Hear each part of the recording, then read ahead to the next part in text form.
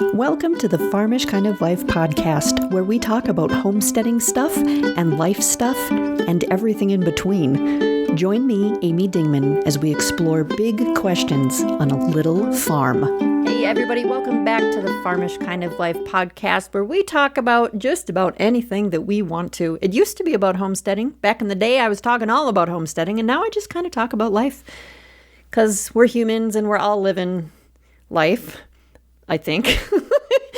And so if we were sitting on the front porch right now talking about life, first of all, we'd be having to hold on to our hats and everything around us, because as I'm recording right now, it is real windy and there are just about no leaves left on the trees here. It's getting closer to winter. You all getting closer to winter. The time change, I think, is next week, isn't it?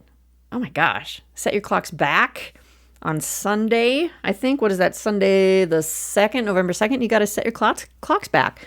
So technically you could get an extra hour of sleep, but if you have kids or you have animals or any kind of routine in your life, it really doesn't matter, does it? All right, so what else have I been thinking about sitting here on the front porch? I've been thinking about how life lately here really feels like we're just going back to how life was pre-kids. And that makes so much sense, right? When you say it out loud, like, duh, Amy, your kids grew up, life goes back to, you're not constantly in the midst of raising kids and dealing with it. Obviously it would go back to kind of like how your life is pre-kids. My husband's working his weird schedule. I'm working my normal-ish schedule. I come home from work. I do house stuff, or now, farm stuff, because now we have a farm. And then I generally will sit down at the computer and write. But I have realized that as time has gone on, this is not the early 2000s anymore. It's different, because back in the day, I wasn't scrolling social media. I didn't have a smartphone. I had dial-up internet in my house, so you weren't doing a whole heck of a lot. There was no Facebook. It was just a very different thing. And so when our computer went on, it was generally because I had to write something. What else would I be doing on the computer? Maybe looking something up, but if you're older, you remember a time when your first instinct to research something was not to say, hey, I'll Google that. That wasn't what you did. You had this thought I wonder if it would say something about that online. We weren't going online to shop. We weren't going online to do any of that.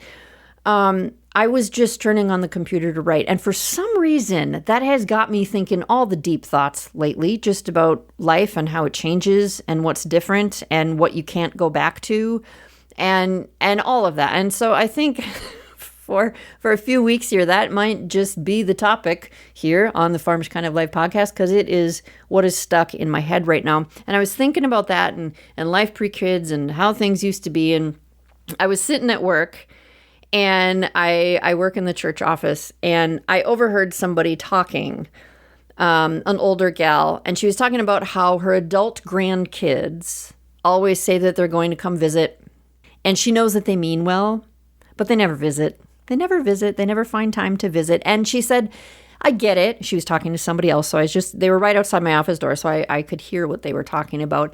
And she said, I get it, because people are busy, but also going to grandma's house on the weekend, that used to be what you did. That used to be the thing you did. You went to grandma's house. The family kind of gathered at grandma's house.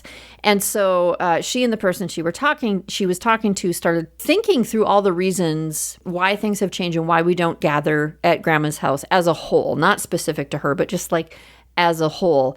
Why do people not gather at grandma's house anymore? And so today, as I'm sitting here on this very breezy front porch where I have to hold my hat on, I'm kind of thinking about that. And I wanted to kind of talk through some reasons that I think maybe we don't gather at grandma's house anymore. And I know this kind of creeps into topics we talk about a lot, but I just think this is something I'm thinking about right now. So if you were sitting on the front porch with me right now, this is the topic we would be talking about, even though you'd be like, Amy, we just talked about this a month ago or something. I don't know. So why don't people go to see grandma anymore? If you have a grandma still in your life, that's amazing, right? I still have one of my grandmas. I talk about her sometimes. I call her Grandma Who. If you don't know the story behind that, I had a Grandma Val and I had a Grandma Lynn. And I would go to Grandma Val's house and I could remember Grandma Val's name. And then someone would ask me, and who's your other grandma? Grandma who? Making me say Grandma Lynn. And I was like, yeah, Grandma who? That was me when I was little. So now that I'm older, I just call her Grandma who. But anyway, so I still have grandma in my life. And if you do, you are blessed and you are lucky. Maybe you don't have grandma anymore. So however this topic works for you, just let's just talk about this and have a one-sided conversation, but hopefully you can think about these things in your head. So why don't people go to see grandma anymore? It seems like a simple question maybe, but I think it's deceptively simple because I think it really gets to kind of right to the point, straight to the heart of how our culture has shifted in the last few decades. And I don't want this to be like totally cliche, because some people are like, well, obviously we don't see grandma anymore because, da-da-da. But okay, so here are some things. Here are some reasons. So number one, which to me seems like one of the obvious ones, we have like this schedule creep, okay? Because in grandma's day, whatever that is for you, most families had like a clear rhythm. And for you, you may need to think back to great grandma. I don't know how old you are. I don't know, like how your family's set up. But back in the day, families had a clear rhythm. We had weekends off, right? Sunday afternoons were generally left open. And we weren't doing sports all the time. We weren't going shopping all the time. So like sports and stores and jobs like respected that pace. That was just how things worked. And that's not how it is anymore, right? Every day is a potential work day, right?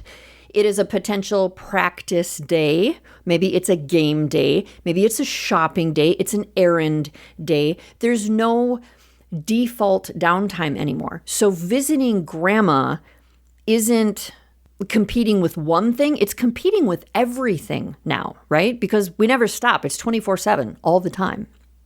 Another thing I was thinking about that has to do with why we don't see grandma anymore, it has to do with distance. It has to do with the fact that families used to live a lot closer to each other, distance-wise, right? And now we're all over the place. We scatter because of jobs or because of college or because we want a cheaper place to live or there's something really great about this place we want to live.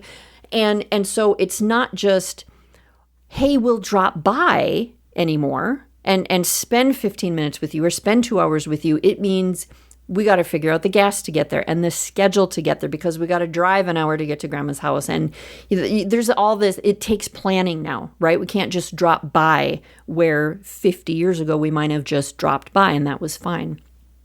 Another thing I was thinking about was we've almost made digital connection this substitute.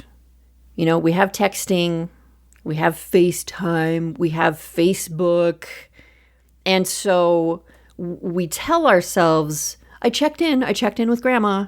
And it kind of scratches this itch for connection, but it's only this like surface level itch. And I mean, grandma's house isn't just about communication, like send her a message. Okay, we checked in. It's about presence and it's about the smell of grandma's house. And it's about just this lovely pacing of conversation and different things. It just, time seems to slow down a little bit at grandma's house. And there's almost this sense of belonging. Like it's almost tactile, right? This tactile sense of belonging. That seems kind of weird, but that's what's coming to me right now. And screens can't duplicate that. But they kind of trick us into thinking that we've done the work. We checked in, it's fine. I texted grandma today and said hi.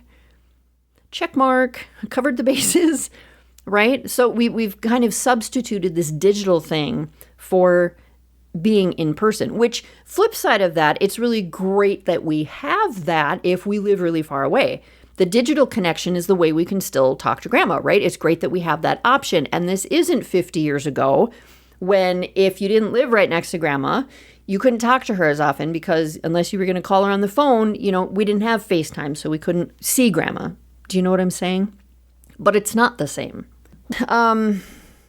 There's almost this, people have a lot of options right now.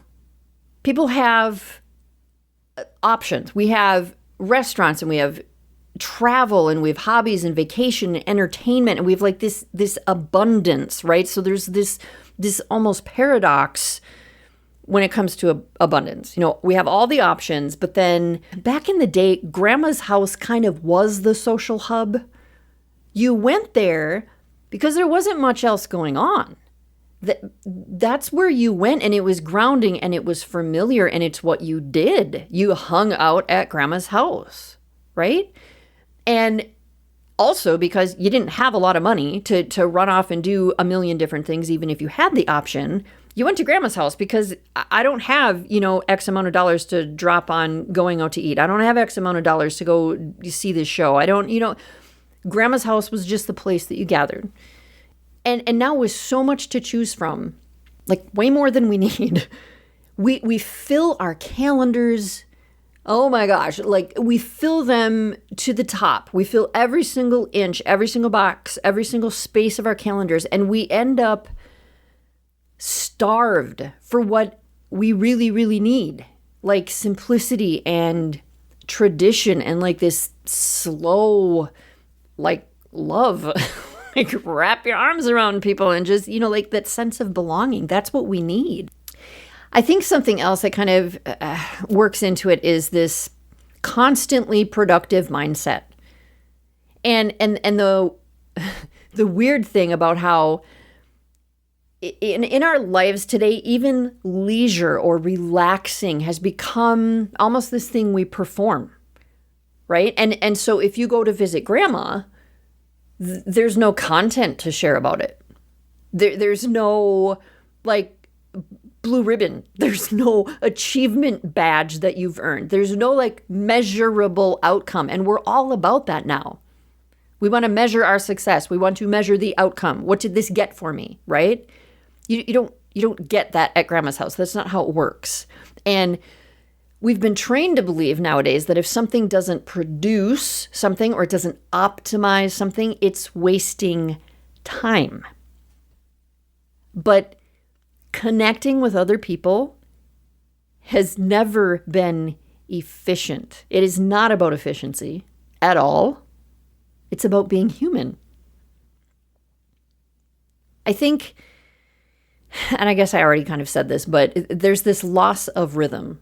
And I think people at their most simple level used to see grandma because it was part of the weekly rhythm. That's what you did. And now we live in these like chaos loops. There's no start. There's no end. There's no boundaries. There's no edges. There's no built-in pauses. And so grandma time got erased with a whole bunch of other stuff like Sunday naps and like, I'm trying to think, like phone calls after supper, right? Or sitting on the porch just because the light was nice. We don't do those things anymore just to do them. I think something else that kind of goes with this is we have this I'll do it later mindset. I think our lives are so focused on the future. They're so future focused that we keep pushing off relationships for when things slow down. I'll get to it, right? When things slow down. But you know what? Things never slow down. I don't know if you've realized that, but things never slow down. Because today's world, the modern world, is built to keep us moving. So visiting grandma gets treated like something you'll do someday, not something you do now. And you know what? Someday, like you can't plan for someday. You can't be like when things slow down, because that day is maybe not going to come. Sometimes I think, there may be a generational discomfort. Maybe younger adults feel a sort of like disconnect with older generations, and I don't think that's out of disrespect necessarily. I think it's from the awkwardness of different worlds, or the perceived awkwardness of different worlds. I mean, obviously we all live in different worlds here, generationally, but I think sometimes people will worry that they don't know what to talk about with grandma, or that grandma's not going to get it. She's not going to understand what we're talking about. And let's be real. Some of the terminology these days, I don't know what people are talking about, right? But I think sometimes we think, oh, grandma's old and grandma, she's not going to understand what I'm talking about, because we tend to think that everything in grandma's day was perfect and they didn't deal with any of the crazy stuff that we deal with now, like that, which is absolutely not true. Like, talk to your grandmas, okay? Talk to your grandpas. There was some stuff going on back in the day, and they absolutely understand, okay? So instead of people pushing through that brief discomfort, right, and getting to the point where they're like, oh, hey, you actually do get it, and here's some perspective you can offer me, instead of pushing through that, they just decide we're not going to go, because that's easier. I also think, I'm just thinking now, I think entertainment has become such a thing, and entertainment has kind of replaced gathering together.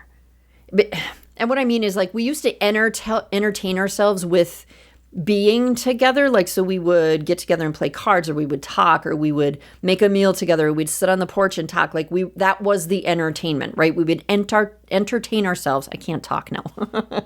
We would entertain ourselves with each other, with being with each other. And now there's been this shift where we consume entertainment in isolation, almost.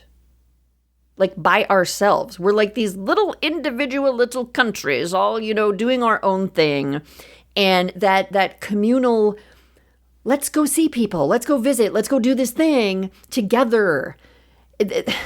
That got replaced by Netflix, and it got replaced by social media, and it got replaced by a whole bunch of solo activities that feel like rest or feel like you're taking a break, but they actually almost deepen the disconnection. I also think a really obvious thing here is that many of us are in two working adult households. The reality of it is, when you have a two-parent household and both parents are working full-time, the family's margin, it shrinks dramatically, right? And so what used to be back in the day, the visiting hours and hanging out with family hours, they're now like survival hours. It's when you clean your house. It's when you run errands. It's when you do 1,013 school events. So it's not always a choice to not go see grandma. Sometimes it's just the math of just being exhausted. Like, these are the hours we have, and here's all the stuff we have to fit into that. So I'm sorry, grandma, we can't come see you. I think sometimes, and I don't know how common this is, but maybe it is for some people, there's kind of this don't bother them myth. I think some adult kids might think they're being considerate by not visiting, in a sense that grandma's just tired, or maybe grandma's busy, or she probably doesn't want company. But I can't speak for everyone, but I'm guessing that most of the time grandma wants to see faces in her kitchen again, or on her couch again, or on her front porch again. And I think there's been like an overcorrection from feeling obligated to go visit to being isolated. Like, we haven't found the middle ground between those yet. I also think all those predictable gatherings, right? The Sunday dinner, the Christmas Eve at grandma's house, celebrating birthdays in the living room. I feel like all those really predictable gatherings, those traditions, a long time ago, they were the backbone of family life. And once those kind of rituals faded, which sometimes is because someone passes away and then nobody decides to continue them on, or there's lots of different reasons. When those rituals fade, we don't build anything to replace them. We don't try to figure out how to still keep the family together, even if it's less often, or even if it looks different. We don't build in anything to replace those rituals, and then everyone kind of drifts apart. Something else I think is maybe a little bit of pride, or a little bit of independence, or this kind of goes with the whole self-sufficiency thing. I think sometimes grandma doesn't want to ask for company, because they might have been raised to be self-sufficient, and everybody's got their own lives and I got my own life. And so it's fine. It's fine. I don't need y'all to be here and be company and visit. It's fine. So there's a little bit of that. I think sometimes grandkids don't want to impose. And I think sometimes both of them end up waiting for the other to initiate. And everyone means well, but everyone ends up lonely. And I think maybe this is the most uncomfortable one. I think there's a fear these days of slowing down. Visiting grandma, and maybe this doesn't apply to everybody in this audience, or maybe it does. I don't know. Visiting grandma means you're going to sit in a slower space. You have to stop for a second, right? You're going to sit, you're going to visit. And maybe this is more than grandma, okay? Maybe this is just a commentary on how we just don't sit and visit anymore. Because if you sit to visit and you're living in that slower space, that means there's no multitasking, there's no scrolling, there's no schedule. And for a society or a culture that is addicted to stimulation, constant stimulation, I think sitting in that slower space can actually feel uncomfortable. Right? What's the next thing? Okay, I should really be doing something else. Okay, how long are we going to sit here and talk? Because I have like 50 other things I need to be doing. And so we avoid it. Not because we don't care, but because sitting and being still for a hot minute feels kind of foreign right now. And maybe that's one of the biggest problems. So I don't know. Those are just some of my thoughts today. I was thinking about, visiting grandma. I actually did go visit my grandma. It's kind of funny. After that gal at church, I overheard that conversation. I was like, I need to call my grandma and we need to sit and have a conversation. So I went down to her house the next day and we had a nice coffee and apple pie, and it was delightful and just solved all the problems of the world over the course of a few hours. And you got to sit and do that with your grandma every once in a while. And if for you that's not your grandma, do that with your mom, do that with your dad, do that with other family members, friends, whoever it is that you haven't connected with, bring those things back. Like, social media is not the same. And I feel like I'm beating a dead horse here because I've talked about this a million times. And I know that we all get it in our brain, but we don't get it. We're still overworked and too busy and focusing on the wrong things. And I do it too. Y'all wait for the podcast topics that are coming. That's all I can say. All right. Before I blow away sitting on this porch, I think we should call it a day. Thank you so much for hanging out with me today, and I hope you will come back and join me on the front porch again next week. Hope you enjoyed the show today. To continue the conversation, visit our website at afarmishkindoflife.com, find A Farmish Kind of Life on social media, or drop me an email at amy@afarmishkindoflife.com. Peace, love, and bacon, y'all. Stay farmish.